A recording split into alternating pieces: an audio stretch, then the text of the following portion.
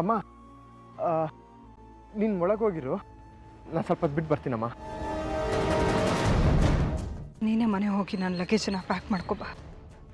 ನಾವಿವತ್ತೇ ಇಲ್ಲಿಂದ ಹೊರಡ್ತಾ ಇದ್ದೀವಿ. ಅಮ್ಮ ಯಾಕಮ್ಮ ಇಷ್ಟು ಅವಸರ? ಅಪ್ಪನ ಜೊತೆ ಮಾತಾಡ್ಬಿಟ್ಟು ಹೋಗೋಣ. ಎಲ್ಲ ನೋಡಾಯ್ತು ಕಣ ಅದಿ. ಆ ಮಗು ಬಾಯಿಂದನೇ ಸತ್ಯ ಏನು ಅಂತ ತಿಳ್ಕೊಂಡ್ಬಲ್ಲ. ಇನ್ನೇನೋ ಬೇಕು ನಿನಗೆ? ಅಮ್ಮ ಮಗು ಮಾತು ಕೇಳ್ಕೊಂಡು ಹೇಗಮ್ಮ ನಿರ್ಧಾರಕ್ಕೆ ಬರ್ತೀಯಾ? ಅರ್ಪಿತನೇ ಹೇಳ್ಕೊಟ್ಟಿರ್ಬೋದಲ್ಲ, ಸಣ್ಣ ವಯಸ್ಸಿಂದ ಇವರೇ ನಿಮ್ಮಪ್ಪ ಅಂತ. ದೊಡ್ಡವ್ರು ಸುಳ್ಳು ಹೇಳ್ಬೋದು ಕಣೋ. ಇದು ಚಿಕ್ಕ ಹುಡುಗಿ, ಚಿಕ್ಕ ಮಕ್ಕಳು ದೇವ್ರ ಸಮಾನ ಅಂತ ಹೇಳ್ತಾರೆ. ಆ ಮಗು ಯಾಕೋ ಸುಳ್ಳು ಹೇಳುತ್ತೆ? ಯಾವುದೇ ತಾಯಿ ಆಗಲಿ ತನ್ನ ಗಂಡನ ಹೆಸರು ಅಥವಾ ಮಗುವಿನ ತಂದೆ ಹೆಸರನ್ನ ಯಾರು ಸುಳ್ಳು ಹೇಳಲ್ಲ. ಅದೇ ಇವಳು ಹೇಳ್ತಾಳಮ್ಮ. ಇವಳೆಂತ ಹೆಂಗ್ಸು ಗೊತ್ತಾ? ದುಡ್ಡುಗೋಸ್ಕರ ಏನಾದ್ರೂ ಮಾಡ್ತಾಳೆ ಇವಳು. ಅಮ್ಮ ಸೂರ್ಯ ಅವ್ರನ್ನ ಸಿಗಾಕ್ಸೋದು ಅಷ್ಟು ಸುಲಭ ಅಲ್ಲ ಅಂತ ಅವಳಿಗೆ ಗೊತ್ತು. ಅದಕ್ಕೆ ಮುಂಚೆಯಿಂದನೂ ಬಲೆ ಹೇಳ್ಕೊಂಡೇ ಬಂದಿದ್ದಾಳೆ. ನಮ್ಮ ಎಂಥ ಪರಿಸ್ಥಿತಿಗೆ ತಂದಿಟ್ಟಿದ್ದಾಳೆ ಅಂದ್ರೆ ಅವಳು ಏನು ಹೇಳಿದ್ರು ನಾವು ನಂಬಲೇಬೇಕು ಅಂತ ಪರಿಸ್ಥಿತಿಗೆ ತಂದಿಟ್ಟಿರಲ್ಲಮ್ಮ. ಅವಳ ಬುದ್ಧಿವಂತಿಕೆ ಯೂಸ್ ಮಾಡಿ ನಮ್ಗಳನ್ನ ಸಿಗಾಕ್ಸಿದಾಳೆ ಅಂದ್ರೆ ನಾವು ನಮ್ಮ ಬುದ್ಧಿವಂತಿಕೆ ಉಗಿಸಿ ಅವಳನ್ನ ಸಿಗಾಕ್ಸ್ಬೇಕಮ್ಮ. ಇವಾಗ ಏನಾದ್ರು ನಾವು ಮನೆ ಬಿಟ್ಟು ಹೋದ್ರೆ ಅವಳು ಗೆದ್ದಾಗೆ. ಈಗ ನಾನು ಯಾರು ನಂಬೋ ಪರಿಸ್ಥಿತಿಲೂ ಇಲ್ಲ ಅದೇ. ನಾನೆಲ್ಲ ನಂಬಿಕೆನೂ ಎಲ್ಲರ ಮೇಲೆ ಇರೋ ನಂಬಿಕೆನೂ ನಾನು ಕಳ್ಕೊಂಡಿದ್ದೀನಿ. ಆ ಮಗು ಸೂರ್ಯ ಅವರೇ ನನ್ನ ತಂದೆ ಅಂತ ಹೇಳ್ತು. ಅದಕ್ಕಿಂತ ದೊಡ್ಡ ಸಾಕ್ಷಿ ಬೇಕನೋ ಅದಿ. ಇನ್ನು ನಾನಿವ್ ಈ ಮನೇಲಿರೋ ಪ್ರಯೋಜನ ಇಲ್ಲ.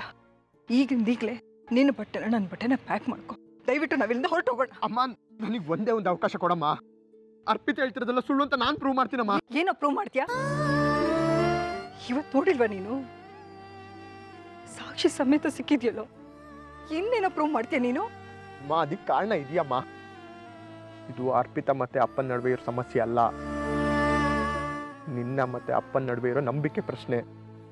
ಅಮ್ಮ ನನಗೆ ಅರ್ಪಿತ ಹೇಳ್ತಿರೋ ಸುಳ್ಳು ಅಂತ ಪ್ರೂವ್ ಮಾಡೋದಕ್ಕಿಂತ ಹೆಚ್ಚಾಗಿ ಅಪ್ಪ ನಿನಗೇನು ದ್ರೋಹ ಮಾಡಿಲ್ಲ ಅಂತ ಪ್ರೂವ್ ಮಾಡ್ಬೇಕಮ್ಮ. ಅದಕ್ಕೆ ಅಮ್ಮ ಒಂದೇ ಒಂದು ಚಾನ್ಸ್ ಕೊಡಮ್ಮ ಪ್ಲೀಸ್ ಅಮ್ಮ.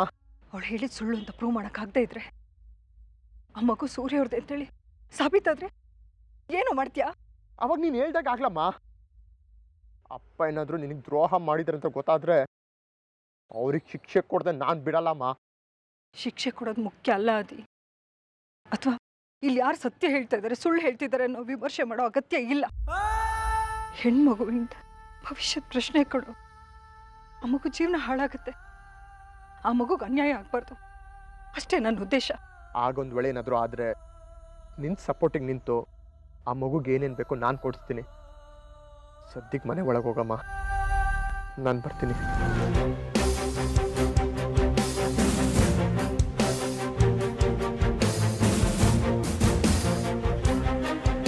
ನೋಡಿ ಸರ್, ನನಗೆ ಗೊತ್ತಿರೋ ಡೀಟೇಲ್ಸ್ ಪ್ರಕಾರ ನಿಮಗೆ ಕೆಂಗೇರಿಯಲ್ಲಿ 3 ಸೈಟ್ ಇದೆ, ಮಲ್ಲೇಶ್ವರಮಲ್ಲಿ 1 ಅಪಾರ್ಟ್ಮೆಂಟ್ ಇದೆ. ಹೌದು, ಅದು ನನ್ನ ನಂತರ ಆರತಿ ಅವರಿಗೆ ಮತ್ತು ಆದಿಗೆ ಅಂತ ಪರ್ಚೇಸ್ ಮಾಡಿದ್ದೆ. ಆದಿಗೋಸ್ಕರನಾ? ಇವ್ರನ್ನ ಮದುವೆ ಆದಾಗ ತಗೊಂಡಿದ್ದು, ಹೇಳಿರ್ಲಿಲ್ಲ ಅಷ್ಟೇ. ನಮ್ಗವೆಲ್ಲ ಬೇಡ. ಆಗ ತಗೊಂಡ ನಿರ್ಧಾರ ಯಾಕೆ ಬೇಡ ಹೇಳ್ತೀರಾ? ಅವಾಗ ಬೆಲೆ ಕಡಿಮೆ ಇತ್ತು, ತಗೊಂಡ್ರಿ. ಆದ್ರೆ ಈಗ ಕೋಟ್ಯಾಂತರ ರೂಪಾಯಿ ಬೆಲೆ ಬಾಳುತ್ತೆ. ಇನ್ನು ನಿಮಗೆ ಮೈಸೂರಲ್ಲಿ ಒಂದು ಫಾರ್ಮ್ ಹೌಸ್ ಇದೆ, 10 ಎಕರೆ ಜಮೀನಿದೆ, ಅರಮನೆ ಹತ್ರ ಒಂದು ಸೈಟ್ ಇದೆ. ಅದು ಆರ್ಯಂಗೋಸ್ಕರ ತಗೊಂಡಿದ್ದು. ಜೊತೆಗೆ ಇದೊಂದು ಸ್ವಂತ ಮನೆಯೂ ಇದೆ. ಅದು ಆರತಿಯವ್ರಿಗೋಸ್ಕರ ಇರೋದು. ಬ್ಯಾಂಕಲ್ಲಿ 1.25 ಕೋಟಿ ಡಿಪಾಸಿಟ್ ಇದೆ, 2 kg ಚಿನ್ನ ಇದೆ, 5 kg ಬೆಳ್ಳಿ ಇದೆ. ಅದು ಸಾಕ್ಷಿಗೋಸ್ಕರ. ಅವಳಿಲ್ಲ, ಅದು ರಂಜಿತಿಗೆ ಸೇರುತ್ತೆ. ಅರ್ಪಿತ ಮಗುಗೆ ಏನು ಕೊಡ್ತೀರ ಅನ್ನೋದು ಮುಖ್ಯ. ನಿಮಗೂ ಮತ್ತು ಅರ್ಪಿತ್ ಅವ್ರಿಗೆ ಆಸ್ತಿ ಸಮಪಾಲಾಗುತ್ತೆ. ಇದರಲ್ಲಿ ಅರ್ಪಿತ ಕೊಡೋವಂಥದ್ದು ಏನೂ ಇಲ್ಲ. ಕೊಡೋದೇನೇ ಇದ್ರು ಅವಳ ಮಗುಗೆ ಮಾತ್ರ. ಆಯಿತು, ಮಗುಗೆ ಅಂತ ಇಟ್ಕೊಳ್ಳೋಣ. ಮಗುಗೆ ಏನು ಕೊಡ್ತೀರಾ ಹೇಳಿ? ಒಂದಷ್ಟು ದುಡ್ಡು ಕೊಡ್ತೀವಿ ಅಂತ ಹೇಳ್ತಾ ಇದೀವಲ್ಲ. ಅರ್ಪಿತ್ ಅವ್ರು ಕೇಳ್ತಾ ಇರೋದು ಮಗುಗೆ ಸಮಪಾಲು ಕೊಡಿ ಅಂತ. ಅದ್ರ ಬಗ್ಗೆ ಮಾತಾಡಿ ಸರ್. ಹೌದು ಸರ್, ನನಗಾಗಿ ನಾನೇನೋ ಕೇಳ್ತಿಲ್ಲ. ನಾನು ಕೇಳ್ತಿರೋದಲ್ಲ ಮಗುಗೋಸ್ಕರ. ಅದನ್ನು ಅವ್ರು ಕೊಡಲಿ. ವಿಷಯನ ಜಾಸ್ತಿ ಎಳ್ದಾಡೋ ಅಗತ್ಯ ಇಲ್ಲ. ಅದೇನು ಕೊಡಬೇಕು ಅಂತಿದ್ದೀರೋ ಅದನ್ನ ಕೊಟ್ಬಿಡಿ ಮೊದಲು. ಸೂರ್ಯವರೇ, ಸೈನ್ ಹಾಕ್ಬಿಡಿ.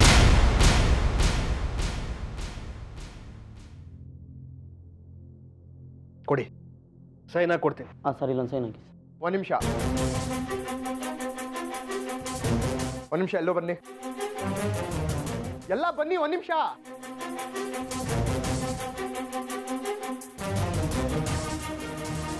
ಬನ್ನಿ ಬನ್ನಿ ಅರ್ಪಿತ್ ಅವರೇ, ಬನ್ನಿ. ಏನು ವಿಷಯ? ಹೇಳ್ತೀನಿ ಅರ್ಪಿತ್ ಅವರೇ, ಕರೆಕ್ಟಾ ನೋಡಿ. ಆರ್ಯ,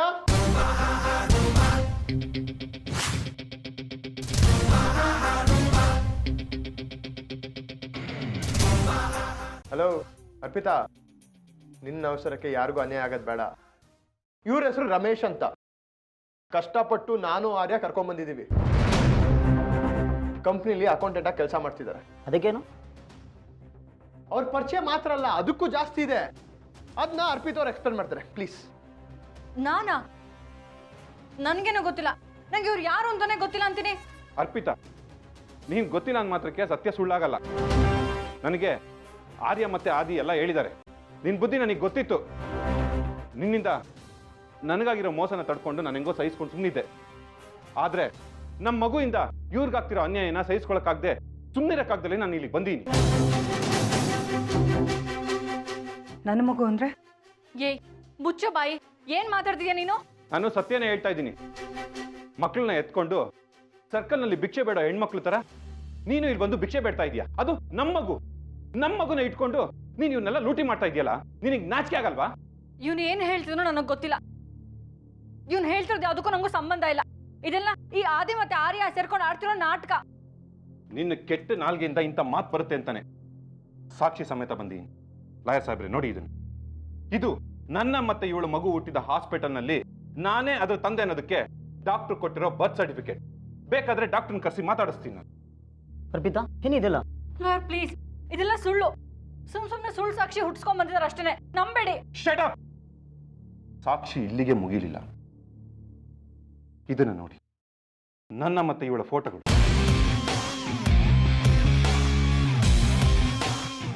ಅಷ್ಟೆಲ್ಲ ಲಾಯರ್ ಸಾಹೇಬ್ರೆ, ಇವರಿಬ್ರು ಒಂದಾನೊಂದು ಕಾಲದಲ್ಲಿ ಪ್ರೇಮಿಗಳು.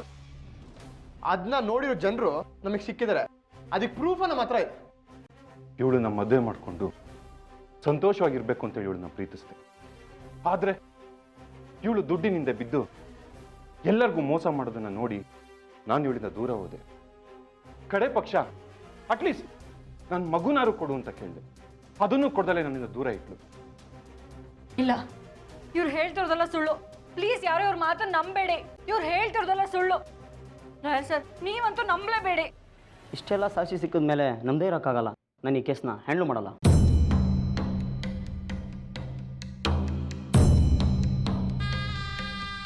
ನಿನ್ನ ಕುತಂತ್ರಕ್ಕೆ ನಮ್ಮನ್ನೆಲ್ಲ ಬಲಿ ಕೊಡೋದಕ್ಕೆ ನೋಡ್ತೀಯಲ್ಲ, ಎಂಥ ಮೋಸಗಾತಿನೇ ನೀನು. ಸೂರ್ಯರೇ, ಈಗ ಮಾತಾಡಿ ಏನು ಪ್ರಯೋಜನವೂ ಇಲ್ಲ. ನೀವು ತಪ್ಪು ಮಾಡಿಲ್ಲ ಅನ್ನೋದು ಸಾಬೀತಾಯ್ತಲ್ಲ. ನಮ್ಮೆಲ್ರಿಗೂ ಅದೇ ಬೇಕಾಗಿತ್ತು. ಅವಳನ್ನ ಯಾಕೆ ಬೈತೀರಾ ಈಗ?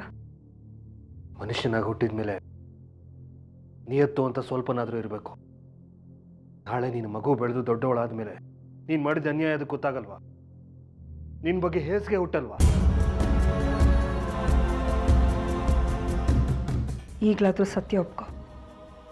ನಿನಗೆ ಕೊನೆ ಅವಕಾಶ ಕೊಡ್ತಾ ಇದ್ದೀವಿ. ಅವಳಿಗೆ ನಮ್ಮ ಅವಕಾಶ ಕೊಡೋದು? ಮಾಡಿದ್ದೆಲ್ಲ ಗೊತ್ತಾಯ್ತಲ್ಲ, ಕತ್ತಿಡಿದು ಆಚೆ ಹಾಕ್ಬೇಕಷ್ಟೇ. ಆದಿ, ದಯವಿಟ್ಟು ಸ್ವಲ್ಪ ಸುಮ್ಮನೆ ಇರ್ತೀಯಾ?